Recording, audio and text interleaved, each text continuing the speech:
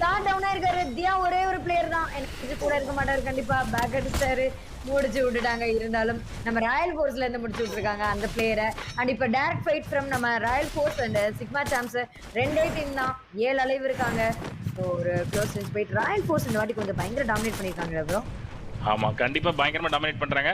பூய் அடிக்கிறதுக்கு அவங்களுக்கு தான் 63% வந்து பார்த்தா இருக்கு. சிக்மா சாம்புக்கு வந்து பார்த்தா 37 தான் இருக்கு. ஏன்னா 3 பிளேயர்ஸ் தான் இருக்காங்க. 17 கில் அடிச்சிருக்காங்க. இவங்க ஆல்ரெடி கான்ஃபிடென்ட் லெவல் அதிகமா இருக்கும். இந்த மேட்ச் பூய் அடிச்சு அவங்க குவாலிஃபை ஆகிறதுக்கான சான்சஸ் எப்படி இருக்கு அப்படின்றத பாத்திரலாம். ஸோ விஷ்ணு இந்த நேரத்தில் வந்து பார்த்தா என்ன பண்றாருன்னு தெரியல. சுத்தி ஒருத்தர் வந்துட்டாரு. சாம்ப் கமான் சாம்ப் உன்னால முடியும். அவ்வளவுதாங்க மேட்சே முடிச்சிட்டாங்க. இதுக்கு எல்லாம் காரணம் ஜார்விஸ் பின்னாடி நின்று சரியான வந்து பார்த்தீங்கன்னா ஸ்னைப்பர்ல பேக்கப் கொடுத்தாரு. ஊயா அடிச்சிருக்காருங்க.